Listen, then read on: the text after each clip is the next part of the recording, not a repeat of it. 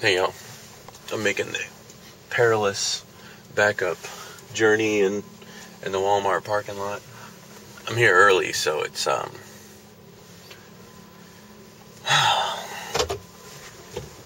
have a real close parking spot. Naturally, people are going to be pining over my sweet parking spot. Getting my weekend morning breakfast preps on. Just grabbed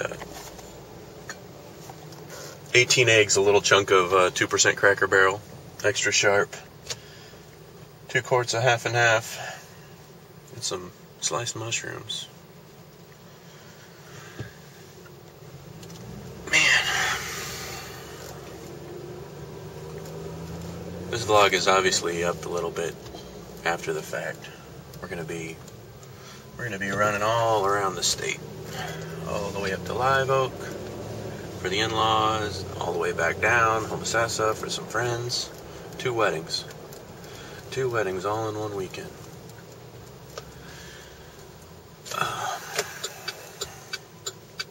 This video is about Taylor Swift.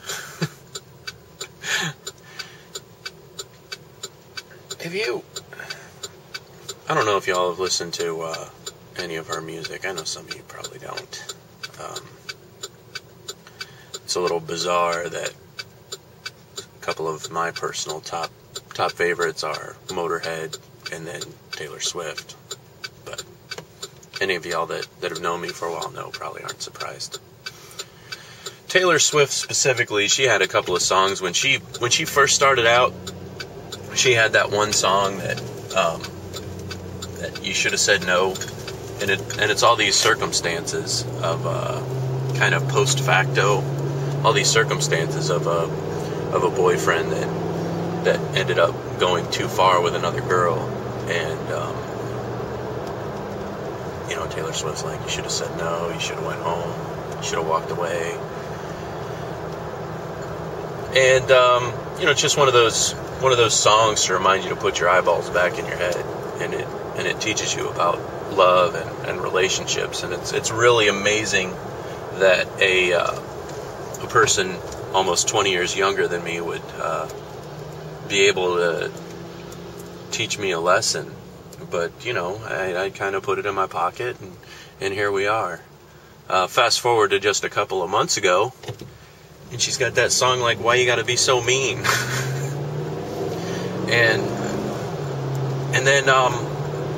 and then Silver Futurist puts up a video about how people are being mean. And I look at my stuff and damn, you could more or less say that I'm kind of being mean. I'm not going to say I have a good understanding of economics, but I have, say, an intermediate understanding of economics. Like, I totally know where money comes from, right?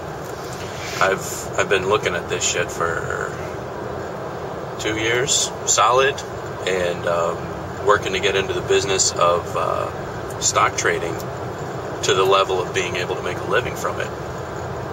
And when you get to that particular level and you're doing it and you're studying this stuff 2-3 hours a day, you come to a pretty high level of understanding. So it ends up putting you in the position to where it's not difficult to find a hole in someone's theory. And even if their information might be good, you can just blow a hole right in the middle of their theory, because you could find a single fault in something that they're saying and just climb through it. So that's where I am now. I don't want to be like that. I don't want to be one of the people that strikes out against information just because I don't particularly agree with it that time. I mean, what makes my information so much better than someone else's? Because I don't like the message. We'll talk collapse. I don't like the message of collapse at all. But now me being mean and opposing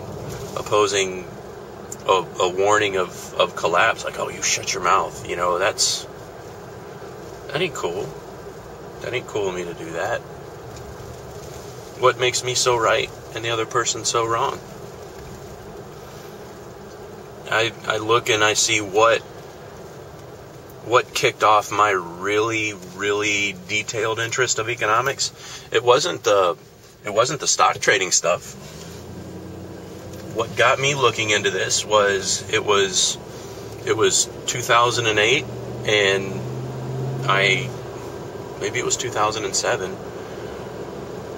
No, it was around 2008, and I came across Glenn Beck on the radio talking about impending doom. I'm like, whoa, it was very alarming to me. But what I didn't do, I didn't just take his word for it and repeat what he said. I looked into this stuff for myself, put it against my perspective and in my area, and here we are now. Fact of the matter is, I'm in a rural Florida town, and my experience is going to be very different than a person that's in the heart of New York City or in the heart of Chicago.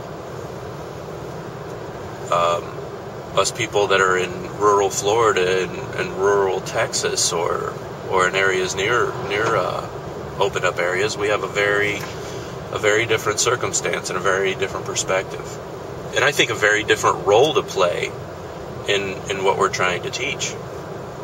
It's a role of hope,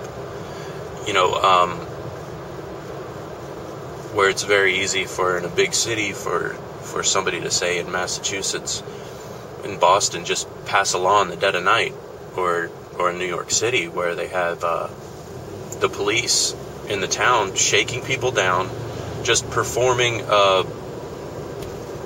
random interviews with a pat down. Random interviews right there. Just like that. They take the person's name, they shake them down. No evidence at all. And, something like that, the message needs to get out there. Because that crap can't spread. It just can't. And for those of you that are somewhat weary, and gosh, it seems like all we're doing is talking. All we're doing is, why isn't there action yet?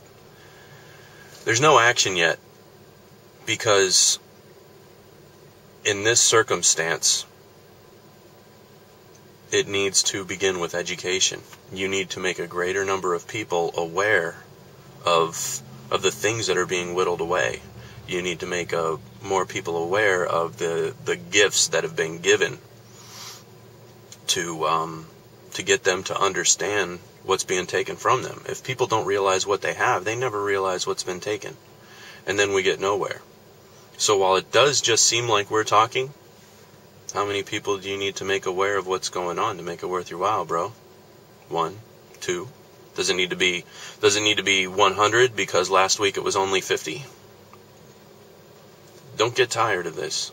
And the problem is if enough people aren't aware of what's going on, you end up with a situation where a person goes off half-cocked without enough information, and it's not a movement, it's just some kook with a bunch of guns in his attic, and the neighbor said, I knew there was something weird about that guy, and there he is thinking the world's coming to an end, and he's all by himself. I mean, this isn't about being crazy. This is about handing over a better world than the one that we've been given.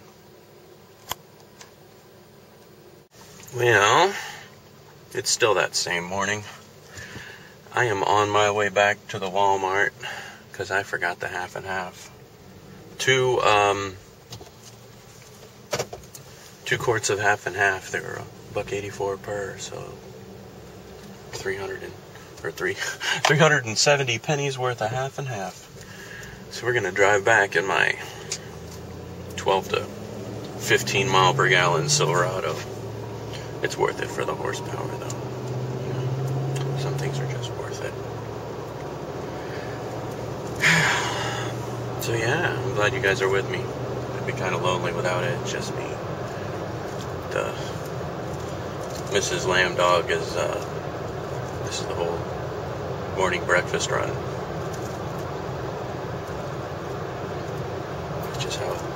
It's just how we roll. To a point,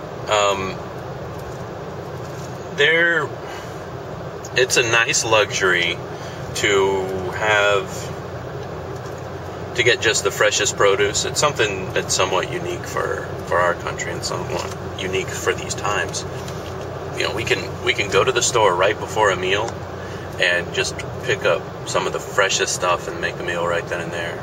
Kind of like Jamie Oliver on his little food TV show. Remember, he used to always, well, I don't know if you've seen it or not, but he used to always, the first part of his program, he'd be going to the different markets and everything else, and then at the end of it he would be cooking the stuff.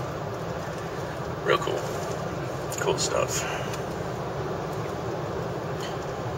But what do you think of, speaking of the food networks and stuff, was it David Letterman a few months ago? Or was it Kelsey Grammer? One of those two. Sounds more like Kelsey Grammer to me. Had a thing about how he was picking on Rachel Ray and how what other countries must think of us that are going hungry when we have these shows about food and the celebrations of food. You know, how dare we have these Food Network televisions or these shows centered around cooking food when there's so much starvation in the world. That seems like kind of a cheap shot, man, to be honest, if you ask me. I mean, yeah, there's a great deal of imbalance and injustice of the world, but that'd be like saying, you know, a guy busts his butt playing football, being one of the best that he can be, and then he gets $5 million a year because a bunch of people want to watch him, and then somebody comes up to him and says, how dare you make $5 million a year? When the fact of the matter is the cat's going to be able to play for what? 5-10 years, and then that's going to be the amount of money he's got to live on for the rest of his life? I mean, come on. But back to the Food Network thing.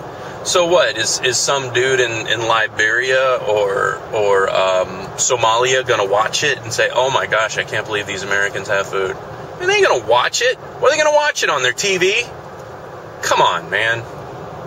That's more of that mean crap that I'm talking about from me. Just like what I was doing. That's just being mean. That's just being mean to Rachel Ray. It's just being mean to Emeril Lagasse. I mean, they found their way. They're popular. They're on TV. Let them do their thing, man. A person that